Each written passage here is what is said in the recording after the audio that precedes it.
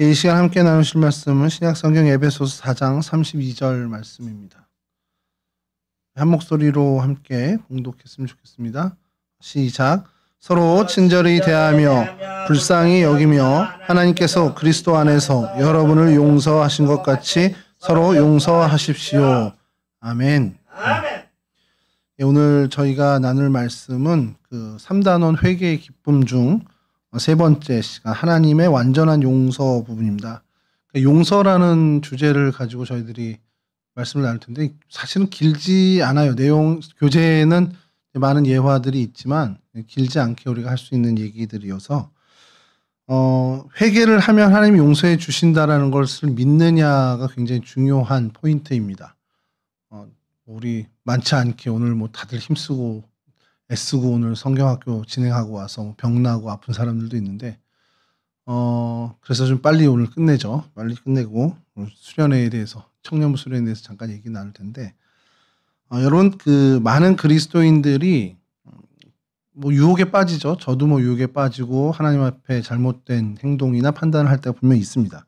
그럴 때마다 우리가 믿지 않는 사람들과의 차이는 깨우치고 하나님께 돌아와서 자복하고 회개한다라는 거예요.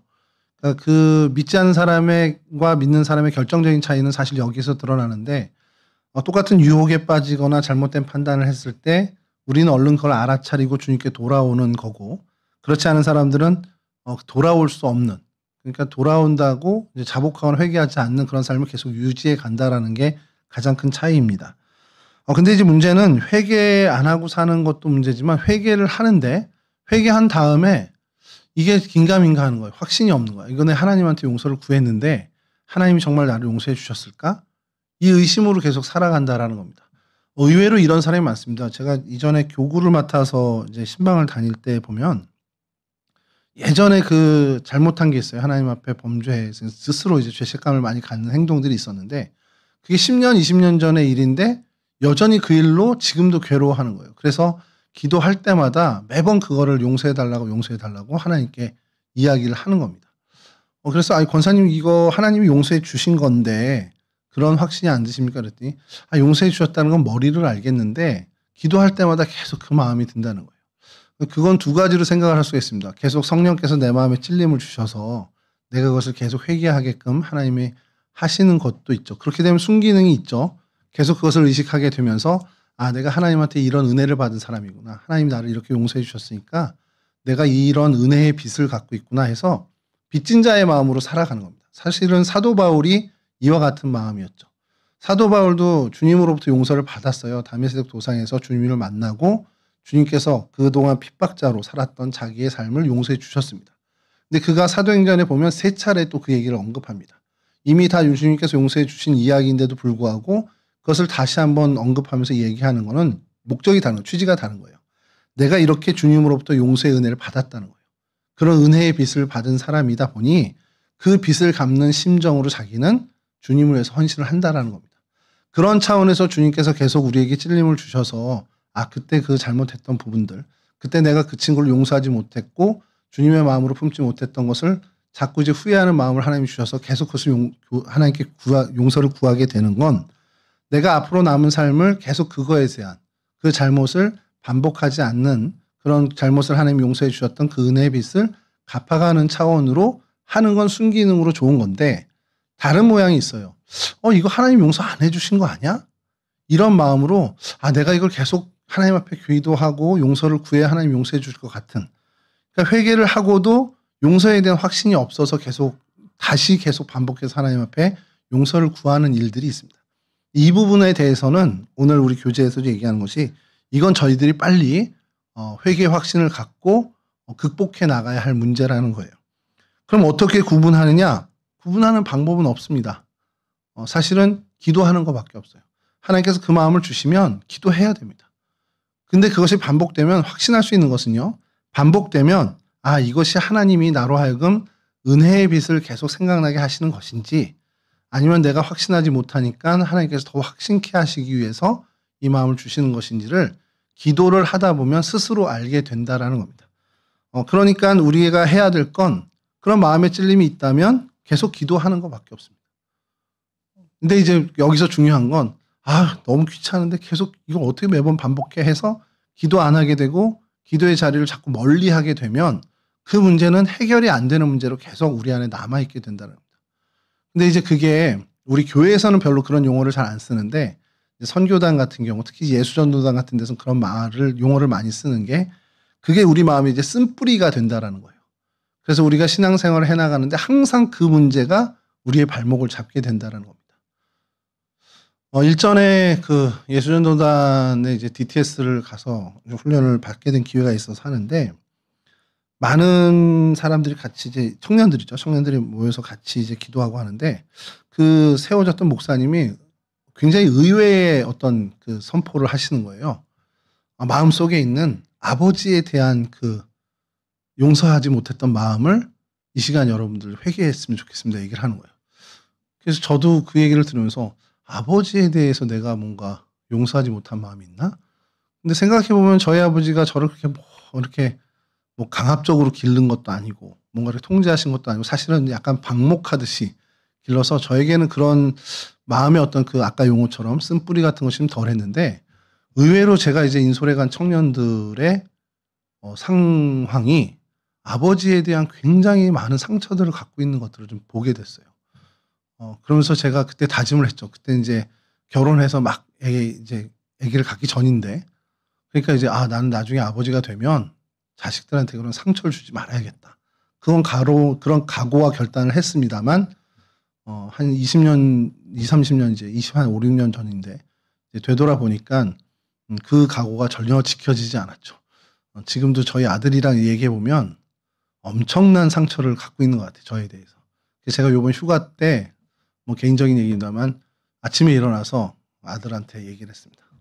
그동안 내가 너에게 막말했던 모든 것들 이 시간 다 미안하니까 용서해다오. 그랬더니 이제 콧방귀도 안 끼더라고. 이렇게 그게 뭐 큰일이 아닌 것처럼 얘기를 하는데 우리 마음에 나도 의식하지 못한 뭔가에 대한 상처들이나 그것이 내 마음에 소위 말하는 쓴뿌리처럼 자리 잡고 그것이 내가 평생 신앙생활을 해 나가는 데 있어서 엄청난 그 발목을 잡는 굉장히 걸림돌이 되는 일들이 생길 때가 있습니다. 아버지에 대한 그 상처나 그것이 아버지를 용서하지 못하고 매듭지지 못한 마음으로 계속 가면서 겉으로는 아버지와 아무 관계의 문제가 없는데 그것이 내 안에 내상이 되고 상처가 돼서 그것이 늘 아버지에 대해서 상처로 드러나서 그 관계에서 어떤 개선해 나가지 못하는 그런 경우로 드러나는 경우도 있고 그게 가족이 아닌 어떤 동료나 친구에게도 그런 일이 벌어질 수 있습니다. 제가 그 신앙생활을 하면서 특히 이제 목회를 하면서 가장 이해가 아직도 안 되고 아직도 해결하지 못한 일이 뭐냐면 교회 공동체 안에서 원수 짓는 일들이 있다라는 거예요. 저는 지금 그게 아직도 사실 해결이 안 되는 거예요. 물론 저 사람하고 관계가 너무 친숙해지지 못할 수 있어요. 왜냐하면 나랑 성향도 다르고 어떤 취미도 다르고 그러다 보니까 뭐 같이 공감하거나 같이 할 수 있는 일이 적기 때문에 그냥 대면 할 수는 있습니다. 근데 그것이 어느샌가 미움이 되고 좀 어떻게 보면 그것이 굉장히 좀 저주하는 마음까지도 가게 돼서 정말 원수 사이가 되는 경우를 좀 보게 돼요. 이 동성교회 오기 직전에 있었던 교회에서 실제로 제가 그것을 보면서 너무 좀 뭐라고 그래야 되는지 저는 해답을 못 찾아서 계속 그게 저도 지금까지도 궁금증인 것이 이분 아버님하고 이분 아버님이 안 좋았어. 그게 개인적인 어떤 사업 일로 두 분이 좀 갈라서게 된 거예요. 그래서 한 분이 교회를 안 나오시게 된 거죠. 근데 그 자녀들은 여전히 그 교회에 있어요. 머물러 있는데 불편할 수는 있죠. 우리 아버지끼리 이렇게 사업을 하다가 이렇게 손해를 입고 하다 보니까 좀 불편한 게 있을 수 있는데 그게 그렇게까지 저 사람의 하는 모든 일에 대해서 반대를 해야 되는 일일까? 그러니까 이분이 뭔가를 하려면 이분이 무조건 반대를 하는 거예요. 이쪽 가족들은. 그래서 이쪽 가족에서 뭘 하려고 하면 이쪽은 그동안 이제 뭐 그런 게 있어서 그런지 계속 반대를 해요. 정말 아무 일도 아닌 제가 볼 때는 제3자 입장에서 볼 때는 이게 이렇게까지 할 일인가 싶을 정도의 일들을 반대를 하는 겁니다. 쉽게 얘기하면 무슨 얘기냐면 선교관이라고 이제 건물 우리처럼 태바홀이 따로 있고 본당이 따로 있는 것처럼 거기도 예배당이 따로 있고 교육관이 따로 있어요. 근데 그 주차장에 이제 바닥 공사를 하고서 구획을 그리는 거 주차 이제 그 하얀 선을 그리는 거예요. 근데 그게 정해진 게 아니잖아요. 우리가 편의상 이쪽으로 이쪽 면에다가 세로를 할 수도 있고 이쪽 면에 가로를 할 수 있는 거잖아. 근데 이걸 맡은 분이 이쪽 어른이었어. 그랬더니 아 이렇게 해야 대수가 많이 들어간다고 하면서 이 벽을 놓고 세로로 그리자고 한 거예요. 그리면 되잖아요. 근데 갑자기 이분이 전 반대입니다. 이제 기획위원회에서 얘기한대. 그래서 제가 이게 왜 반대지? 거기는 노면이 이렇기 때문에 가로로 해야 됩니다. 그리고 이쪽 면에다 오히려 세로를 해야 된다. 이해가 안 되는 건데 근데 그걸 놓고요. 진짜 거짓말하는 거 한 40-50분을 싸웠습니다. 40-50분을 싸우고 결론이 안 나서 그냥 다른 분이 관리부장님한테 일임하고 거기서 어떻게 하든 이의를 제기하지 않는 걸로 해서 매듭을 졌어요.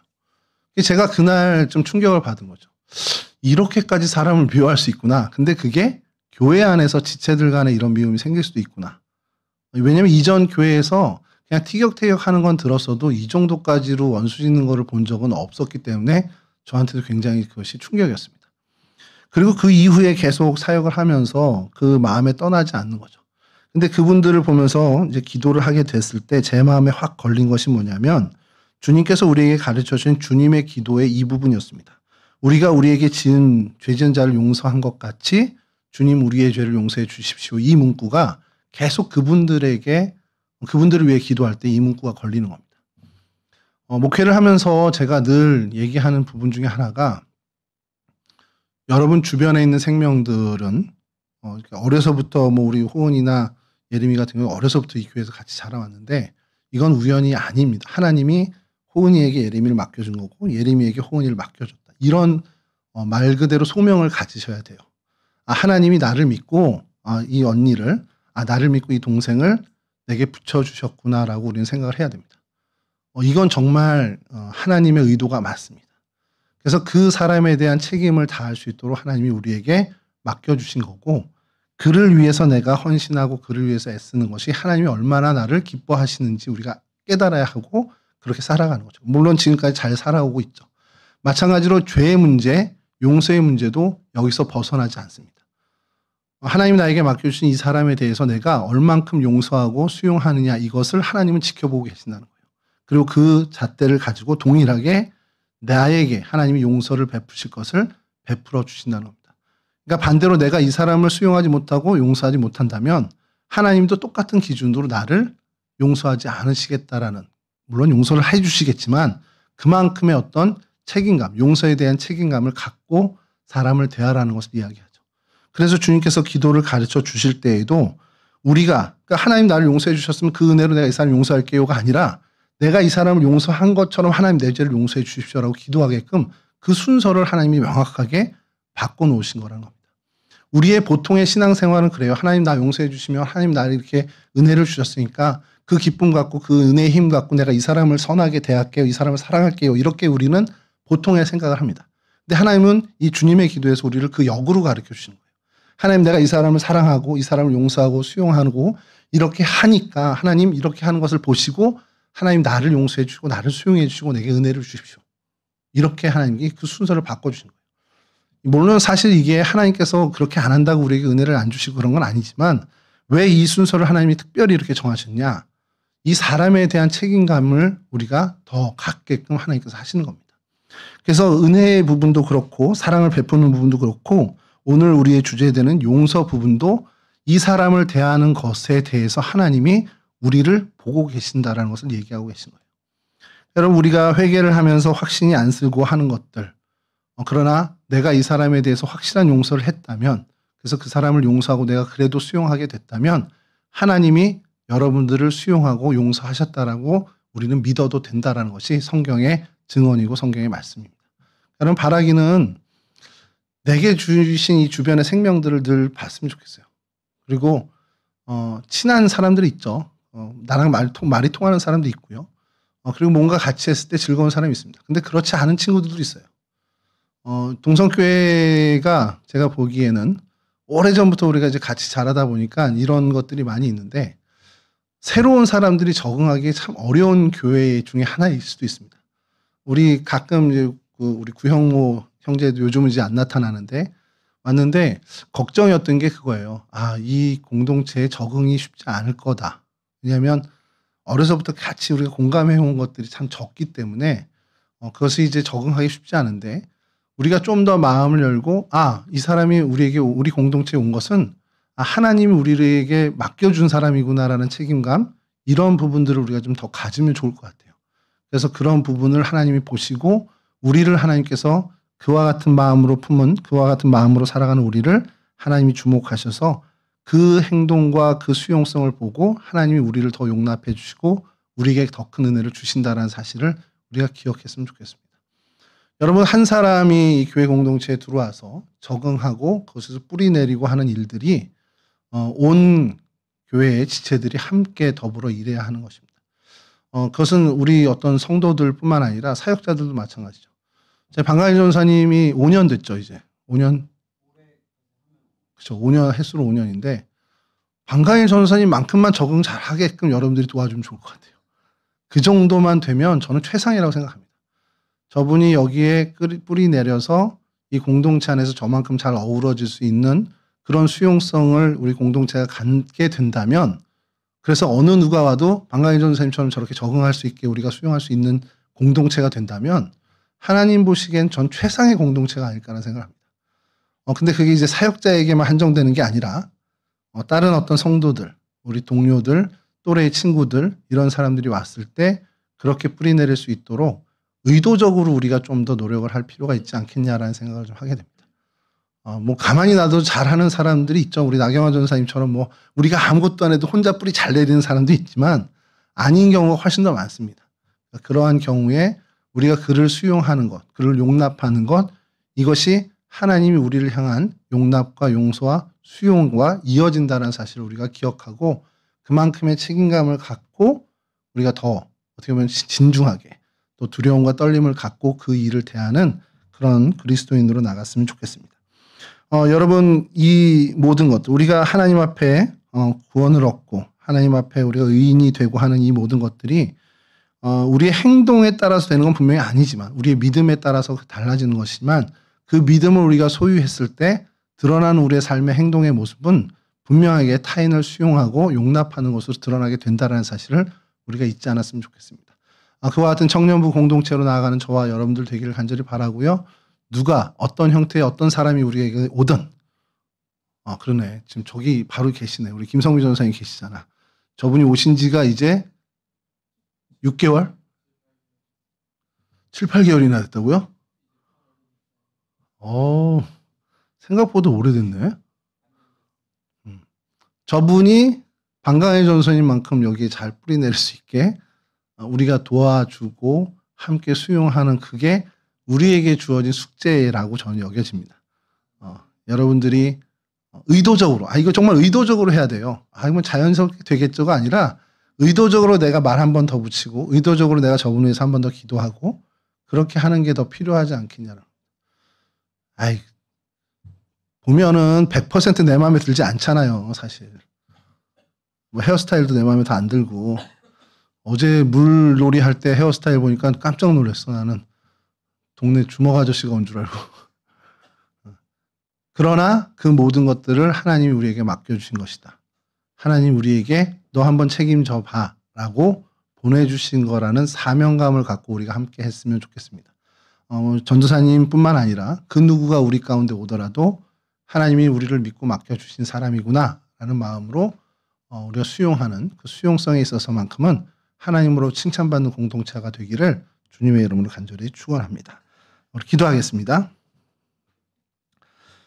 여호와는 내게 복을 주시고 너를 지키시기를 원하며 여호와는 그의 얼굴을 내게 비추사 은혜 베푸시기를 원하며 여호와는 그 얼굴을 내게로 향하여 드사 평강 주시기를 원하노라.